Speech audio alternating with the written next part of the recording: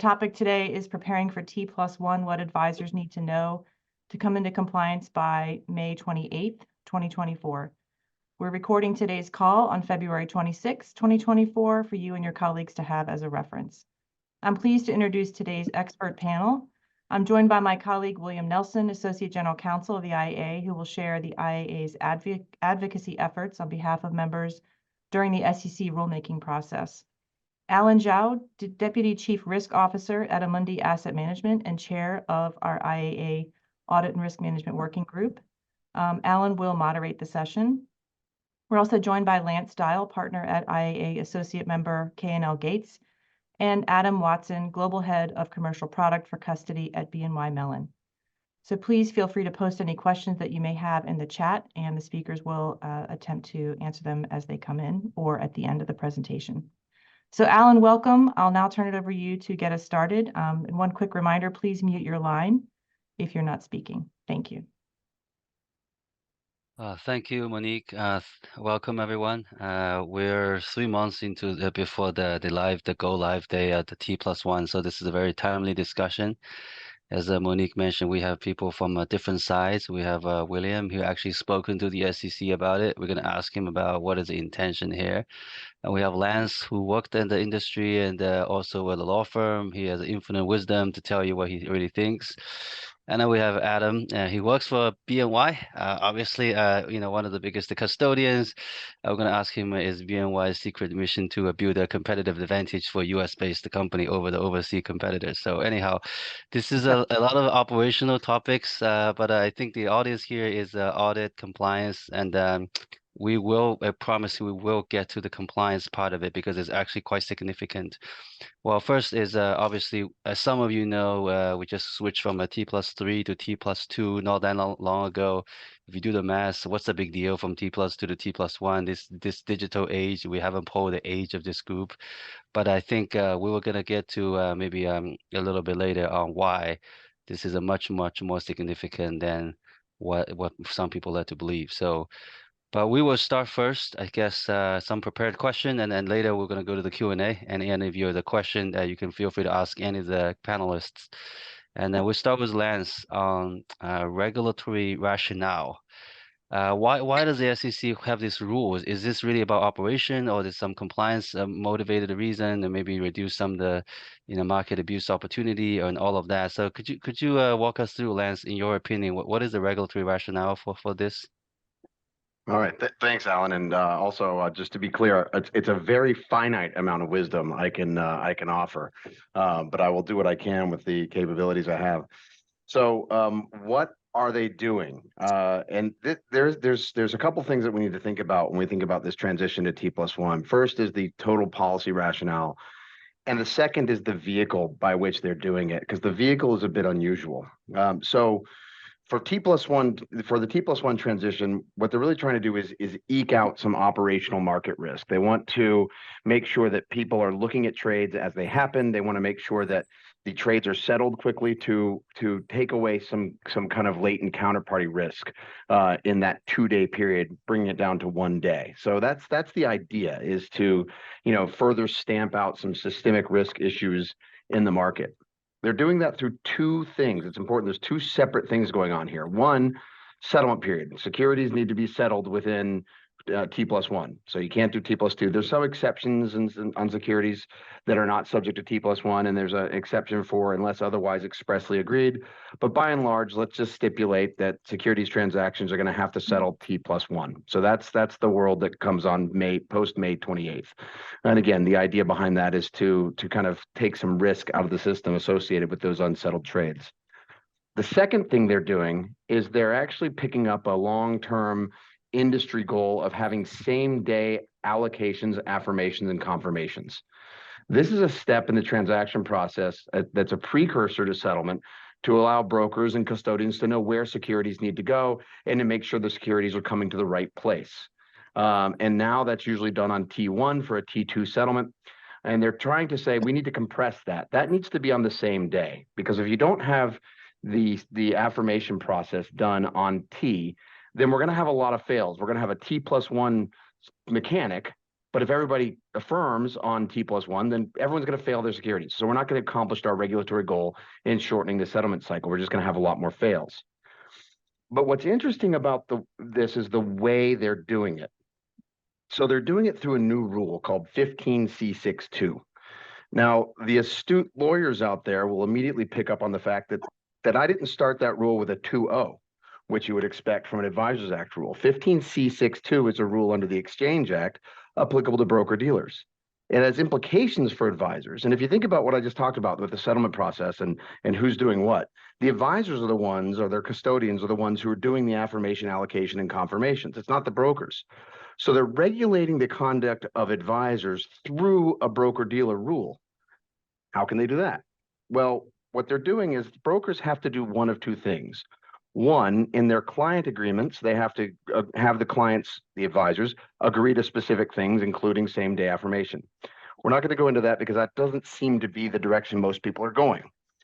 Instead, what the brokers are doing is the SEC is allowing them to adopt policies and procedures designed to encourage the adoption of same-day affirmation, confirmation, and allocation on the part of their customers.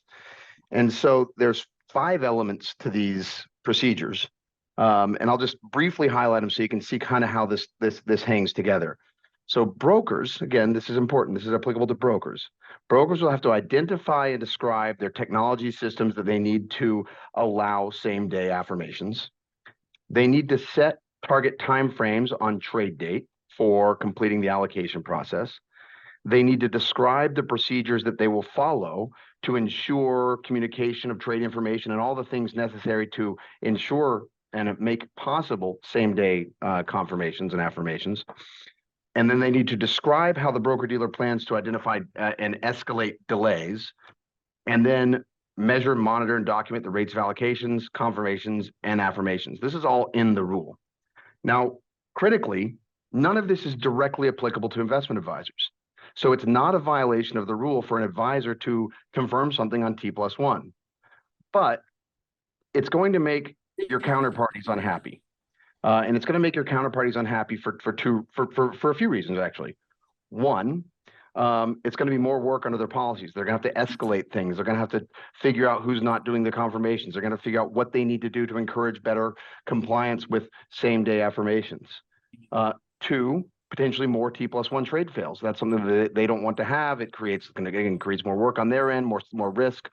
And then 3rd, and kind of most interesting, SEC scrutiny. The SEC in the adopting release said that they're going to look at and examine compliance with same-day affirmations. And so that's something the brokers are really going to want to encourage. And so they're really going to be pushing out to advisors, the people on this call, processes, procedures, improvements so that advisors and their custodians or other agents are actually affecting the same-day allocation process. So, Alan, that's a long-winded answer as to the why they're doing it. Because I think the why is, settlement risk. The how is what's really interesting. I'll just add one other little tail on there. There is one element that's required of advisors, and that's some new record-keeping stuff. We'll talk about that a little bit more detail later on in the discussion when we get to compliance. But in some, advisors are required to keep records of their allocations that they send or receive, and that's also to further that SEC examination priority. But what's, again, interesting about this, and keep thinking about this as we talk about it, this isn't a direct requirement you have to do same-day affirmation. It's a requirement to encourage same-day affirmations through the broker-dealers. So I think that gives a kind of high-level overview of where things are from a regulatory perspective and policy perspective. Well, thank you so much, Lance. That was a very comprehensive response to a seemingly easy question, and people like speculating why the SEC is doing that. Clearly, William, I think you've spoken to the SEC, right? I think maybe Lance helped you a little bit. It was assist as awesome as always been. Some people think that this complexity is unintended consequence. But some think it's not unintended, it's actually intended, because the sum of the rulemaking the SEC is trying to push out is actually trying to change market structure and to eliminate certain issues in their mind. So That way, that means they're not very sympathetic to the operational hurdle. They basically say, you just go ahead and make it happen. So, based on your interaction with the regulator, what do you think this really, which side are you on? Do you think this is deliberately try to modernize a market structure, or this is actually a little bit of agnostic to the unintended operational burden? Yeah, so I think it's definitely intentional. I will say, thankfully, Lance does help me out when I need it. But I definitely think that, in our discussions with the SEC, they, okay, everyone, please go on mute. They have been sympathetic to some of the concerns we've raised. Smaller advisors, the record keeping obligations alone, working with your broker-dealers, custodians. We spent a lot of time with the SEC on FX issues. Obviously, with the same day allocation, confirmation, affirmations, do certain firms now have to have staff in the United States? Maybe they do, maybe they don't. But I can definitely say a few things. I think first is they were very clear, at least with us, that they're not looking to play gotcha. They're not looking to come out with enforcement actions, deficiencies. They know this is completely changing the market structure, especially with the investment advisors, because they know generally they don't have the certain control. As Lance already said, it is an Exchange Act rule, it's a broker-dealer rule. Now, again, I think for the record-keeping part, I think they will want to make sure that advisors are keeping the proper records, but they did really make that clear. We want to work with the industry. They know it's going to be, obviously a huge deal. Thankfully, the Investment Advisor Association's part of a much larger group that's being led by SIFMA, DTCC, Deloitte, a lot of other folks that are really doing all the, the hard work behind the scenes, making sure that the actual systems, are prepared for this change. But I can say that they are, at least the staff we've spoken with is sympathetic to advisor concerns, and that they do want us to keep reaching out to them, with concerns about FX, with concerns about, the onerous obligations that it might be imposing on those smaller investment advisors. The different division of the SEC seem to be involved in this, right? There's the IA, there's IM. Yeah, Is so it trading market? What do they do? What's their yeah, view? I mean, trading and markets definitely driving it. We've spoken with trading and markets, investment management. We've also spoken with DIRA, some of the economist folks.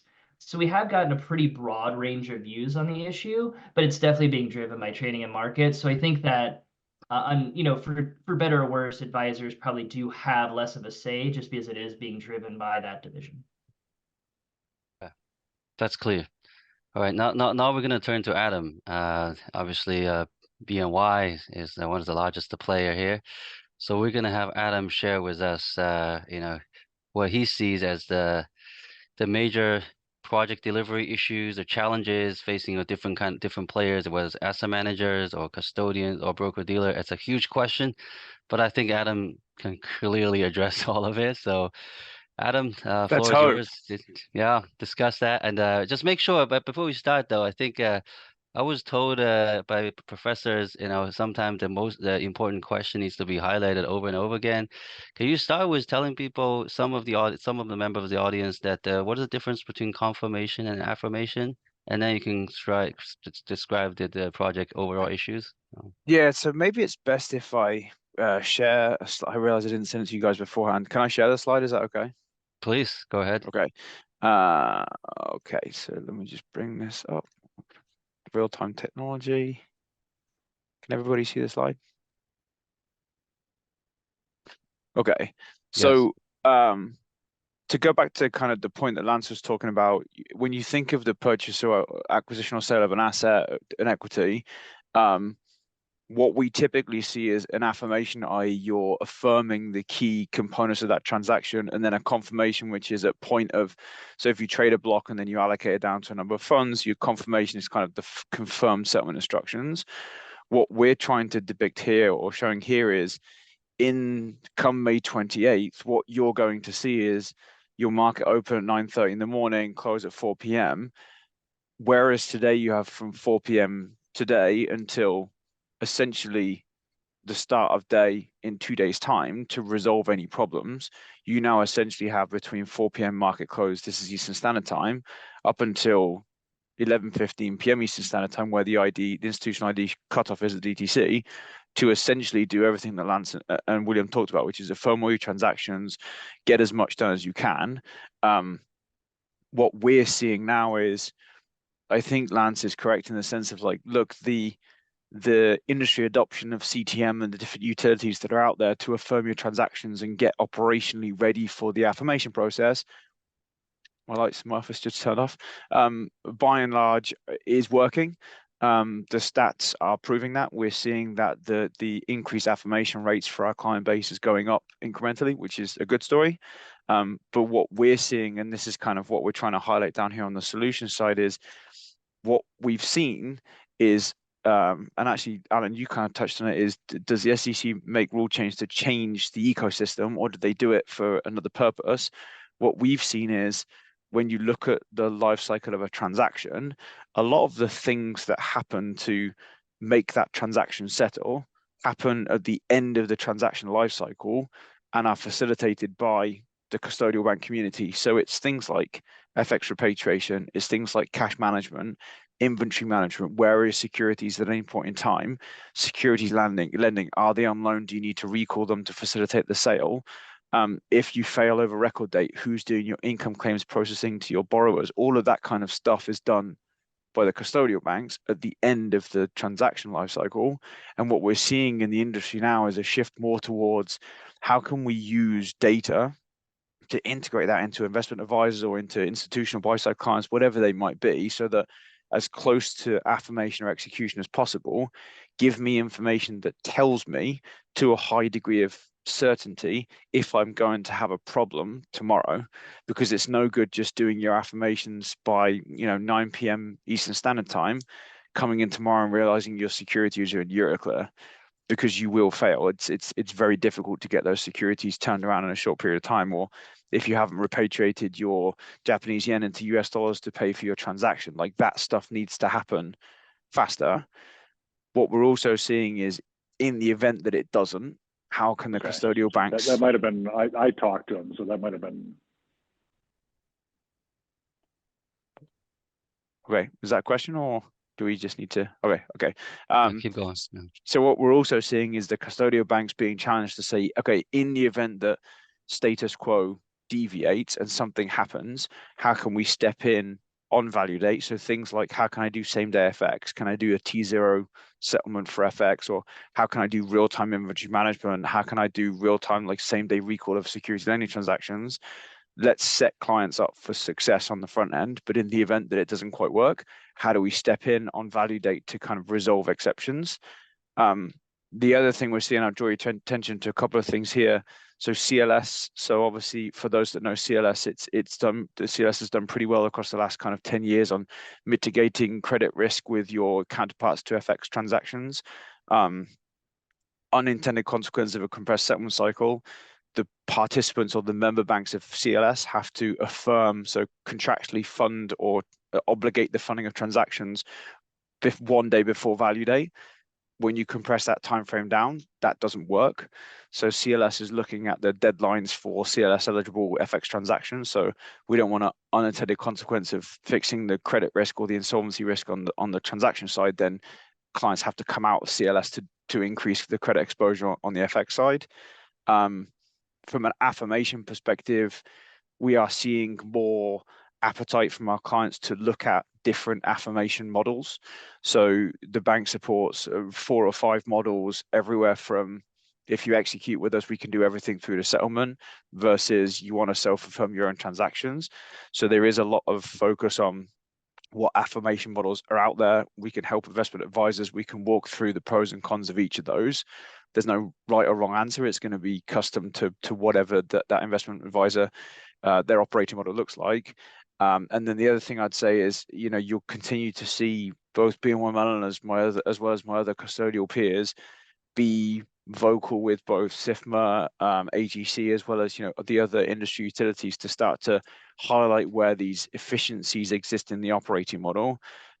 Because to be fully honest with you, from a research and development perspective and investment in technology, we're primarily positioned to spend money on data analytics and build a complete set of capabilities that can help power investment advisors to be successful, and therefore you don't have to spend the money and develop it yourself. You can just leverage the tools that are already out there. I'll stop because that was a lot of me talking. Does that make sense?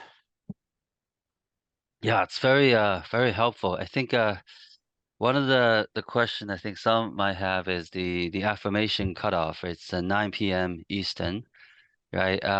But for some of the European custodian banks, when that's like a 3 a.m. Central European time, Yeah. I mean, it's likely, need to change the staffing model. But I think first question is it would sound like there will be some extra charge from DTC for late affirmation. Is there any clarity on like how much the charge would be, how significant would be, who's going to absorb it, anything at this stage? So I will tell you our position, BMO position. We did analysis on what would have, so for those that may have seen, we did an industry publication about a month ago with Global Custodian magazine, and then we did an Alta data report just before that, which is the bank's kind of thought leadership paper. And we looked at 6:30 p.m. Eastern Standard Time. Before that, okay, you're probably good. Between 6:30 and 9:30, there's a high risk, or there's a risk of failure. And then after that, when we layer in the costs right now, as it is, Alan, we are going to absorb those costs. To be fully honest, it's predominantly because it's difficult, or I'm going to put myself in a difficult position to have to articulate what the root cause of the failure is, and to kind of tell a client, is it your issue, is it my issue, it is difficult. And the dollar values of those fails from a materiality perspective. Right now, the bank is absorbing it. I've spoken to some of my peers through the AGC, and that is the general position that custodial communities are taking. And I'll just jump in because I think it's interesting. There's always two ways to make people do things. One, you say that if they don't do it, they get in trouble with the regulators. That's a pretty compelling thing. I've made a career out of telling people what the regulators don't want them to do. The other way you compel people to do things is make it cost more money. And here we have a two-pronged approach. They're not actually saying you can't have T+1 affirmation. But now the reality of the world is it's going to cost more. So we are going to see, I think, as a practical matter, advisors getting pushed into doing a lot more same-day affirmations. It may be the case for now, custodial banks are bearing these extra DTC costs, but I don't think we should plan on that being the steady state going forward. So these are important things that advisors need to think through. And I'd also say, I think what you're going to see is, and that's where the focus of this kind of slide is looking at, is that cost of compressed settlement cycle might not necessarily materialize in a late affirmation fine or charge. It may be cost of funding. It may be market buy-ins, penalty. There may be other things that impact investment advisors. So what we're trying to say is there's always an ask and a commitment in these things. The ask is engage with us. We have a ton of capabilities that can help you be more operationally efficient. And the commitment is we will help integrate those into your operating model and help you be as effective as possible. Because to Lance's point, if that lever doesn't work, I can't tell you that the lever isn't going to change. They may increase the fees. They may look at another way to penalize or to incentivize people to settle faster. So our position is very much, let's not rely on that. But right now, it's not material. We'll probably absorb it. And I'll just add a footnote, which is a footnote because it was literally a footnote in the adopting release. In discussing why they're relying on broker dealers to change activity of investment advisors, because that is, again, unusual. I keep coming back to that because it's really strange. They actually said that the broker dealers are best positioned to do it. And even though they can't compel advisors to do stuff, they could identify riskier clients and riskier customers and charge them higher fees. So there's a clear undercurrent from the SEC in the adopting release that, hey, if your customers aren't cooperating with same-day affirmation, you can charge them more money. And so that's almost kind of a wink, wink, nod, nod direction from the SEC. So again, this is a reality. It may not be the legal requirement at this point, but from all intents and purposes, advisors should plan on complying with the requirements of their counterparties to do things on the same day.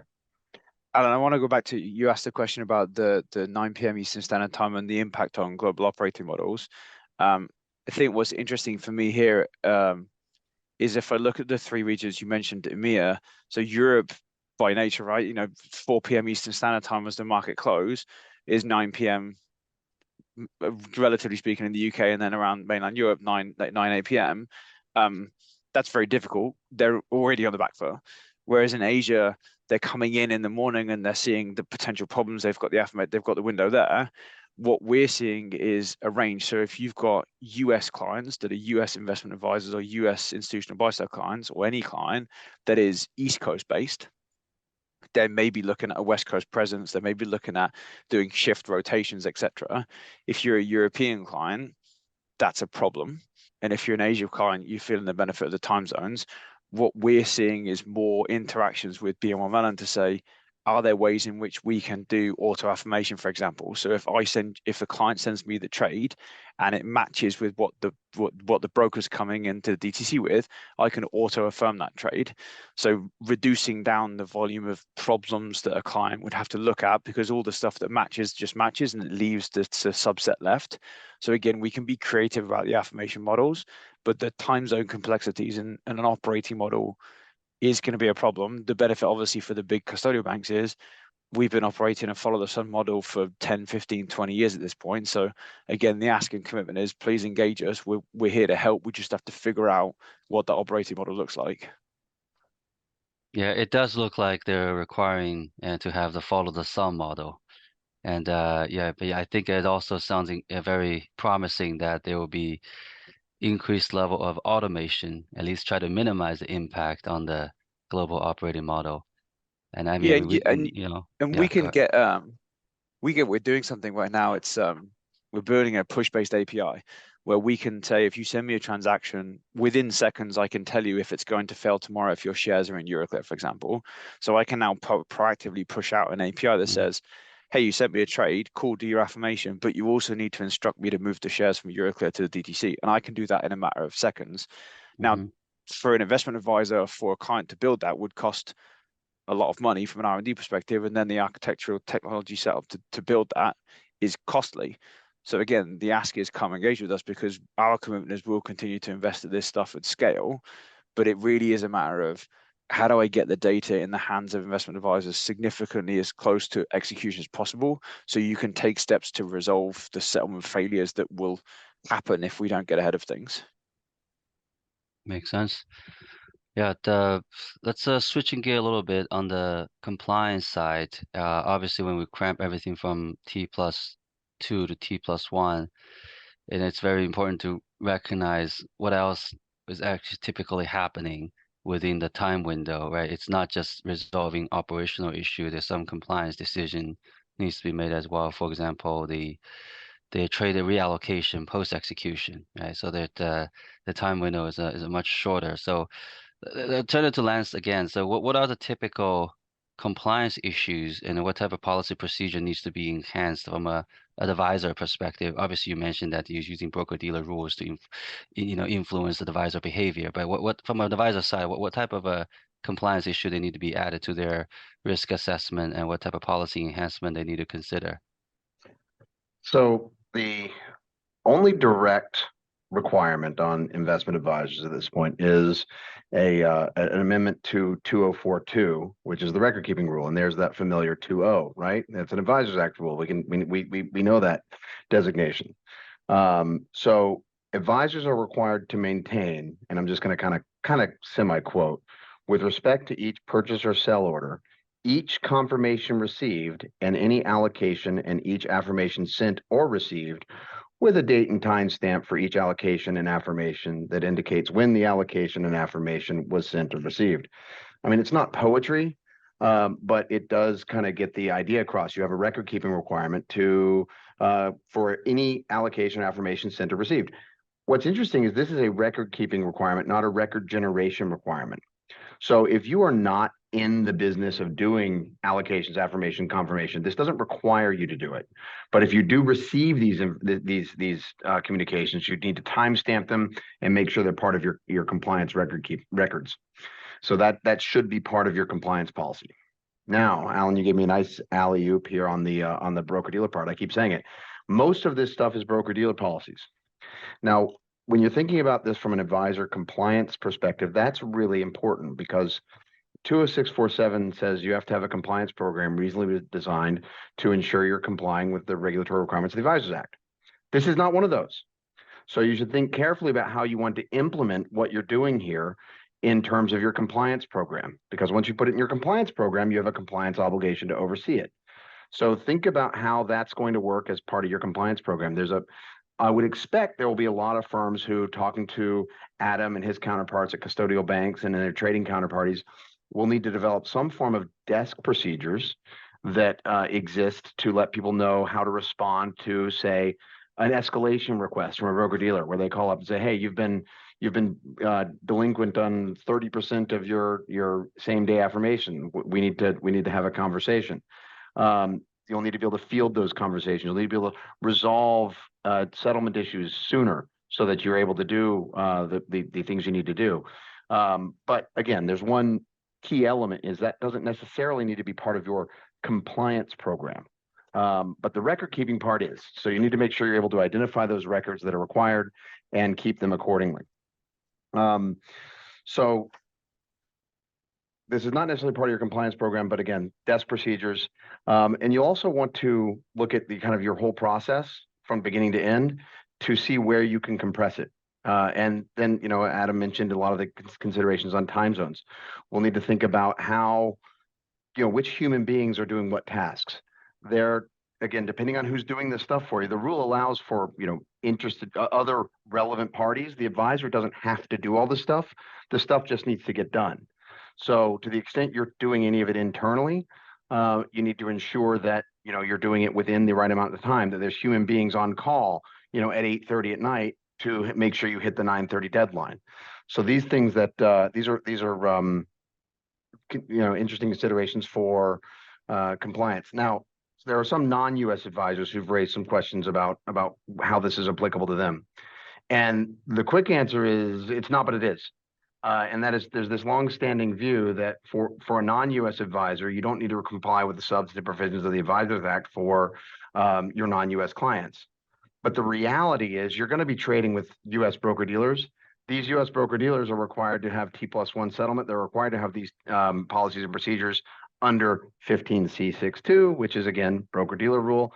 So even as a non-US advisor, you're still going to have to do some of these things. Now, maybe you don't have to keep the records, but if you have a US client, you're going to have to keep the records anyway. So this effectively ends up being a compliance obligation for non-US advisors as well.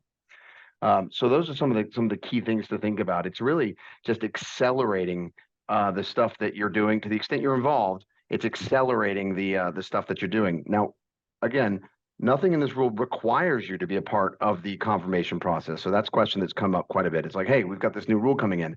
We currently don't do allocations, confirmations, and affirmations. Do we have to do that now? No. This is applicable to broker-dealers who are involved in that process and advisors who are involved in it. If you're not involved in it, chances are your custodian bank or you have another party that's involved in that process, which is fine. But it's an important inventory exercise for people to do now in the remaining 3 months to ensure they're not going to, come into the office on, June 1 and not be able to transact. Yeah, that's really helpful. And going back to the question we had earlier, I think, and maybe we should take a step back. And most people understand that the security in scope for T+1 is anything settled on DTC, right? For example, the FX, right? William touched on a little bit. FX is not in the scope. I think FX is still T+2, but I believe there's some mismatch there. So wouldn't you think that in order to eliminate operational risk, but they're having the security settle at the T+1, but the hedges, at the T+2, that expose some market risk? Isn't that a little bit of a sort of a trade-off? But how do we mitigate those situations again? So I think maybe some of it's already covered a little bit earlier, but maybe Adam can elaborate that a little bit. So I think 3 things are going to happen. Firstly is for advisors that are capitalizing on the custodial FX program, what that really means is you transact, and as a transaction comes through the pipes, at a certain point, the custodial bank goes to their respective FX desk and says, repatriate these currency or generate this funding.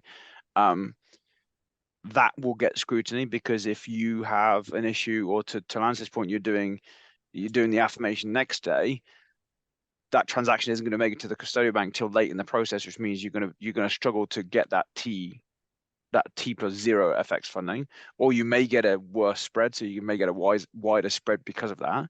So what that will lead to is the second thing, which is clients will start to look at their FX program and say, well, at point of execution, again, to my previous point, does it make more sense to bifurcate transaction processing and FX repatriation, and as close as point of execution as possible, say, okay, I know because I've traded $100 million shares of whatever it is that I need to generate $100 million, and my fund is in euros, or my clients are in euros, whatever it might be. Go execute the FX, and then we'll go through the affirmation, get the trade to the custodian bank, that all that stuff kind of concurrently. So that will happen. I think the third thing will happen is, or is already happening, is clients are starting to push for same day FX execution. So the Bank of New York, as an example, can do it in most developed currencies. I think there will be more of a push on international settlement and currency settlement to support T0 same day settlement. Closely tied to that, I think, obviously, to the previous point on CLS, we don't want an unintended consequence create credit exposure where you have bilateral FX exposure, because CLS is difficult to use in a compressed settlement cycle. So there'll obviously be some focus with CLS on making sure that we can still use CLS as a settlement venue for bilateral FX. That makes sense. Go ahead, Lance. Yeah, Alan, I think this kind of goes back to one of the questions you raised at the beginning, which is, what are they trying to do? Is there some sort of, are they have a specific objective, or are they trying to do just a broad market structure issue? This is an example where I think they're saying, look, we'll take the settlement mismatch issues that are acknowledged and addressed for the ultimate goal of getting everybody everywhere T+1. We're going to be the market leader here, and when we go T+1, everyone will follow. And we've seen that. Mexico and Canada already have their own T+1 proposals in swing. And I think, as Adam mentioned, you'll have some options to do T+1 settlement of FX, maybe with a higher spread, but it's going to create market pressure to create to align all these places that are mismatched. But in the time being, that's cold comfort, because you're going to have an issue where you're buying a foreign security, you may have to raise cash in a different schedule. So it's going to require, from an investment standpoint, a consideration of timing of transactions and ensuring you've got the cash available in a way you don't have to now, a way that's transparent. And by the way, this is also an issue with ETFs, for those who are involved in the creation unit process. For ETFs, the ETFs are required to settle T+1, but if they've got foreign securities that are on a T+2 market, there's going to be a mismatch there. So you're going to have to figure out how to, put in purchase orders for those in advance and then hedge them accordingly, so you don't take on market risk. So ETFs with non-US investments is another area where people are going to have to think through. And then the other area is securities lending. Securities lending creates some pinch points for this as well. Now, if you have a security lending agent who's also your custodian, that's probably going to be a little bit more transparent. But at a minimum, your custodian is going to need to know your transactions on T. Your securities lending agent is going to need to know your transactions on T to know what's sold, whether they need to recall, because they're going to have to recall things on a much shorter time period. So there's a few of these kind of like, transaction adjacent activities that are going on, like securities lending, ETF transactions. ADR transactions may have the same sort of issue that will require a little more planning and thought on the part of advisors who are engaging in these transactions. The cash management one is interesting for me, because obviously, for anybody that's traded global securities before, there's always been mismatches back to the South Africa T+5 days, right? Where there was always a mismatch between trade date and settlement date on global markets. I think this is the first time where we're seeing the US as 40x% of the global indices being the shortest of those cycles. And my fear as a custodian, to be candid with you as an audience, is really on the other way around. In the event that you're selling a UK asset and you're buying a US asset, what are you going to do for that one day where you're going to be short? Do you take the mark-to-market risk of not buying that US asset until one day, so then you time your settlement based off the longest duration settlement, so your UK settlement? Do you look at credit extensions? Do you go to an overnight market to go to the repo market to borrow the funding? So I understand the general point of the SEC, which is compress the settlement cycle, less time equals less risk, but there are some unintended consequences of with that funding mismatch, to Lance's point, until global markets come in line on a T+1 basis, there are going to be funding challenges, and how advisors solve for that is going to be complex. Yeah, that's a very important point, because so far our conversation has been centered around operational processes and compliance consideration. We haven't mentioned what the front office needs to do, right? And then one of the thoughts, as you know, to Adam's question about if we're, you know, in real life, people buy and sell in a pair. What if you want to buy something in the market and sell something in another market with different T+1, T+2 settlement? What would be the approach? And there was one thought is to have the portfolio manager align the trading and just to eliminate. But that is probably not. I don't know if that will cause any fiduciary duty concerns. So okay, because operational consideration, we delay the trading of T+1 market intentionally about 1 day, so we can match the other side of the pair trade, which is T+2. So that would be, you know, very we'll say let the tail wag the dog, and then that was sort of an analogy people were thinking about.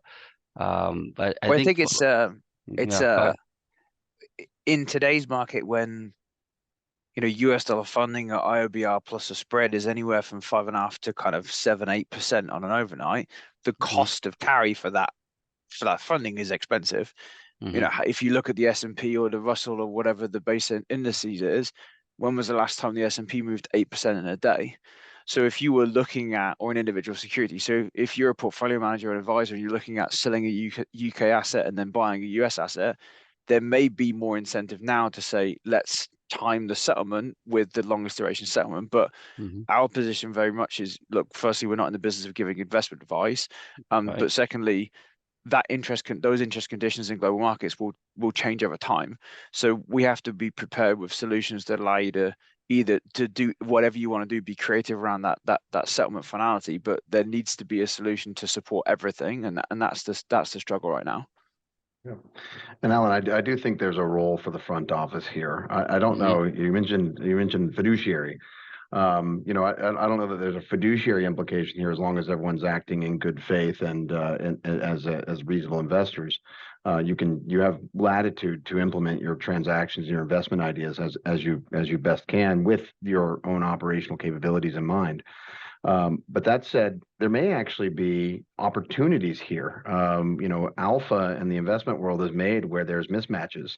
And so there could be places where there's additional liquidity needs in the FX space or in the ETF space that can be filled by certain market participants. So I don't know how long this mismatch will persist, and I'm just certain it will be something to be handled. But one lever to pull is we time our investments accordingly and restructure our trades in a way that allows for the appropriate amount of settlement, because you don't want to just be failing all the time. Remember, that might cost you more money.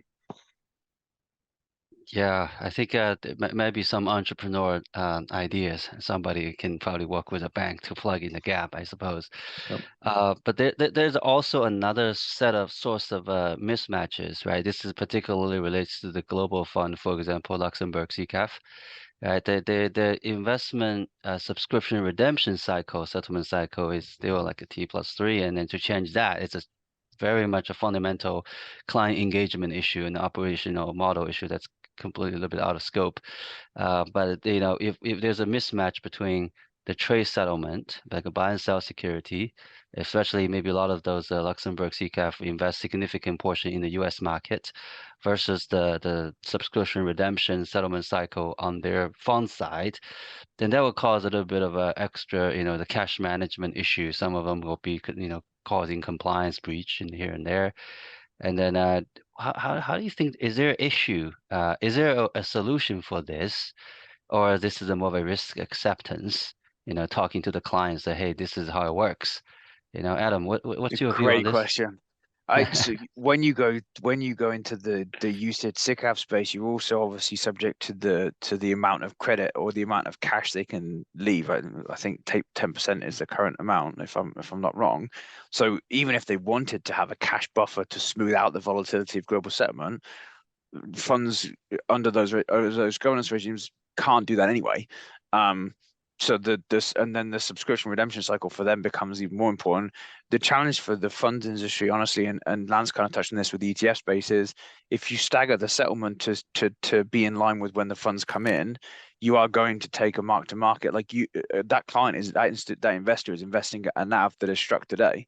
So if I don't buy or sell my equities in the US market till tomorrow to settle that for the next day, I'm going to get the price of those equities tomorrow.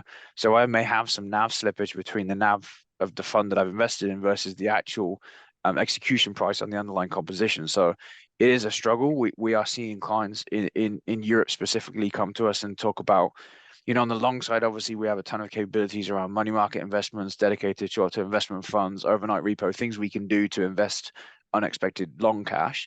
It's the big focus is on the short side. Is there a way in which we can, for example, if a fund has a lot of treasuries in the account, could the bank borrow treasuries from the fund, lend it back cash, and then on a macro basis, obviously the bank can treasury manage that and just smooth out the volatility for that extra day. So there are things we're doing to be creative around bringing the bank as a whole to our clients to solve problem statements, but it will be a struggle. Thank you for the explanation. I think we're almost up to 50-minute point. I promise we'll leave time for Q&A. Hey Monique, do we have questions sent through? We did have one question. I sent that to Lance. Lance, Yeah. did that pop up on your screen? Yes, so this is the one I kind of thought I touched on it. Okay. But I'll come back to it. The question was, what's the impact on wealth managers who primarily work with a single broker custodian, like a Schwab or a Fidelity, if the advisor does not have a formal affirmation process at this time? So remember, this is not a requirement that advisors have an affirmation process. The only strict requirement is the record keeping requirement that attaches to any affirmations, confirmations sent or received. So nothing pushes you into an affirmation process if you don't already have one. You can still rely on your custodian to do that or other related parties. The rule itself is built that way. They actually had a discussion about how they're expanding it for related parties because they recognize that it's not always the advisor, not always the custodian who's doing this. So, but it's important to be on the same page. Reach out to your broker custodian, make sure that they're ready for T+1 so your clients aren't impacted. And I just have a question also, a follow-up question on that, Lance. How do you envision the SEC examining advisors for compliance with this new regulatory requirement? So I think we can, even though, as Bill mentioned, they're not going to do a gotcha. And, honestly, they've said that for a long time about lots of things. And I decreasingly believe them as time goes on, as we've seen with the marketing rule in certain instances. But assuming that that's the case, I think we can guarantee ourselves that the initial routine exam requests will include a request for the documents required under the new record keeping rule. So they'll just say, produce all your time-stamped affirmations that you've sent or received during the time period. And so we can expect advisors to have to do that. We know the other thing that they're going to do is they're going to examine broker-dealers for their records on the percentage of on-time affirmations. Now, I don't know if those records are necessarily going to be attached to any particular advisors, but even though they don't have a requirement right now, advisors, that is, don't have a requirement to do same-day affirmations, if there's a big advisor that keeps showing up on broker fail lists for not having a high enough percentage of same-day allocations, I wouldn't be surprised if there was a phone call or a discussion to a CCO saying, hey, what's going on here? So this is a priority to the SEC. It's a priority to the exam staff. So I don't know that there's going to be a gotcha, but I certainly think it's going to be something they examine. Thank you. Does anybody on the line have any questions for the panelists?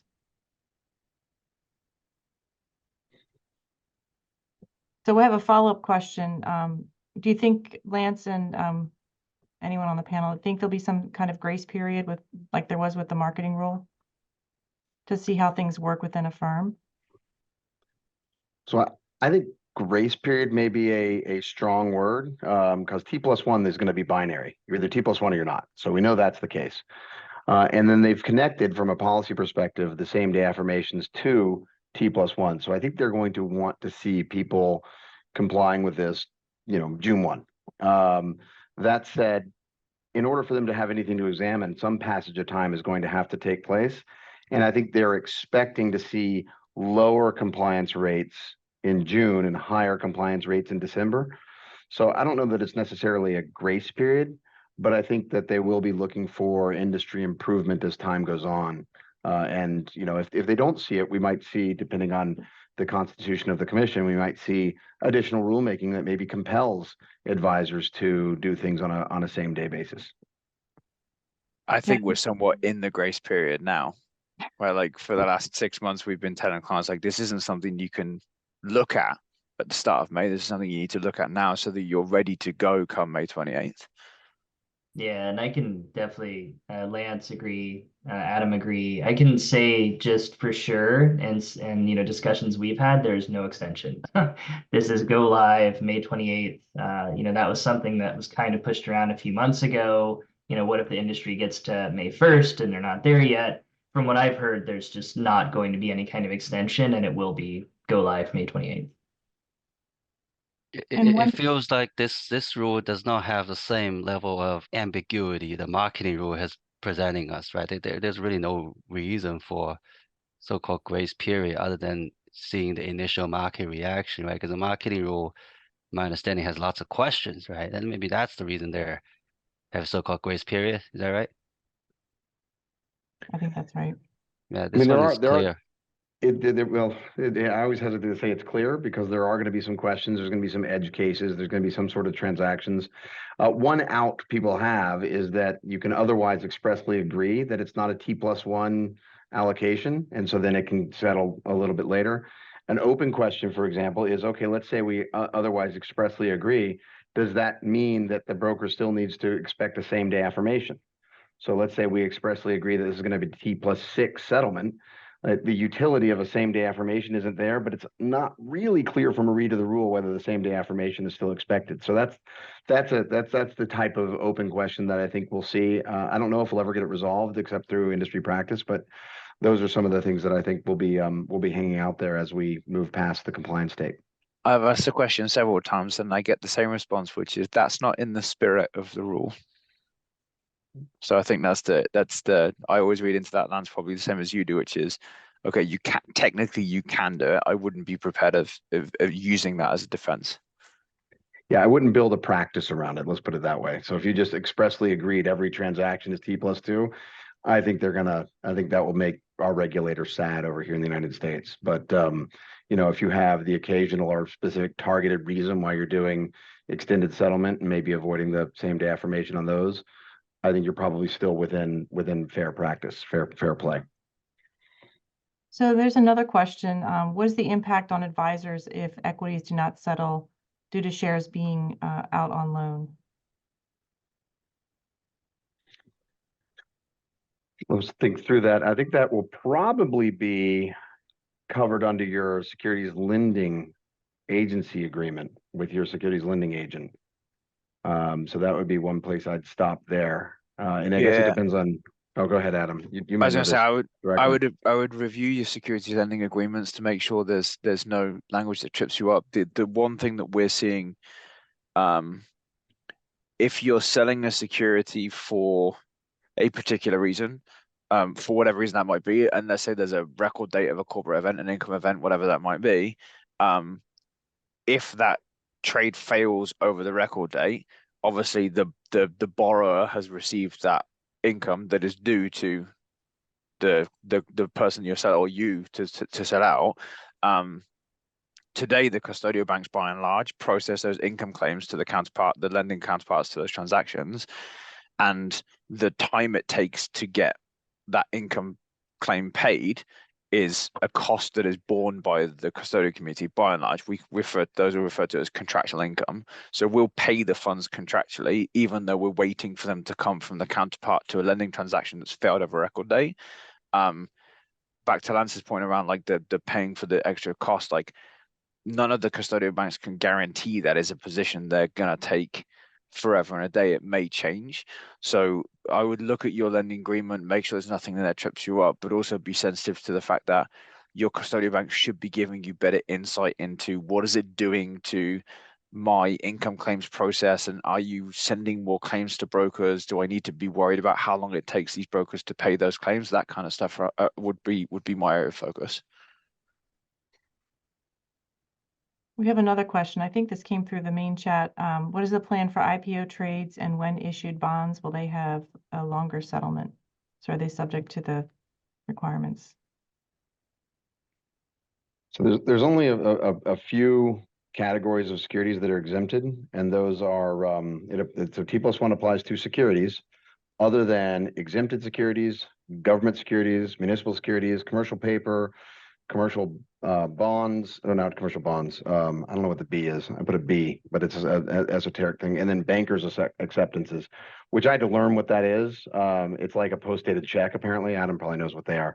But in any event, it's a small, relatively small universe. They do want this applied to everything. So I believe it will be applying to IPO trades and when issued bonds as well. Great, thank you. We have a couple more minutes, and so more questions popping in if you all are game for that. Can you please speak to how some smaller banks who clear through larger banks may be preparing to get better flow through of confirm details to ensure settlement in a more compressed time frame? I guess, Adam, that might be geared toward you. I was getting you an answer to the IPO, so you may have to repeat that question, because I just pinged my expert, and his comment was, so specifically the rule for T+1 doesn't contemplate contracts of sale where the price is struck after 4:30 Eastern Standard Time. So we have an open question around the IPO process, because the price is denoted after 4:30. Does that mean that you're in scope for T+1? So it isn't something we've got a definitive answer on. I think the consensus should be we assume it's going to be part of T+1, because to Lance's point, it's not excluded. But more to come on that. And then can you repeat the question, please, Monique? Yes. Can you speak to how some smaller banks who clear through larger banks may be preparing to that's a great question. Get better flow, right? I would say it's about 50% of my time. What we see is there's a scale. So the bigger institutional guys, investment in technology, prepared for it. The smaller clients, the alternative clients, so your private funds that are investing in a subset of equities, quite prepared for it, because it's a high sensitivity. In the middle, the intermediaries, where they're waiting on something from an underlying client, by and large, their settlement rates are quite high, so they don't have a settlement issue, but they're using the extra day in the middle to solve any exceptions problems, because their affirmation rate is quite low. So we're talking in the 60-70% range. So there's a lot of focus, and obviously for those that know Bank of New York, we are kind of the bank of banks, so to speak. So we're spending a lot of time with the private banking sector, with the intermediary bank sector, to kind of educate them on what affirmation models are out there, and make sure that where we can, we also help engage their clients and educate their underlying clients on what's available to them as well. But it is certainly a focus area. Excellent, thank you. Any other concluding remarks before we wrap up? Okay. I'd just say the theme here is to work with your counterparties and figure out what they're going to request for you. It's never too late to do that. Yeah, and also from the IA's perspective, definitely reach out. Any concerns, we're always happy to talk to experts like we have on the call, but also bring it to the attention of our regulators, like the SEC. Great, thank you. So on behalf of the IAA, William and I thank you, Adam, Lance, and Alan, for joining today, and thank you all for being here. Please feel free to reach out with any questions and follow up, and we will share the link of the recording as well. Thanks a lot, and have a great afternoon.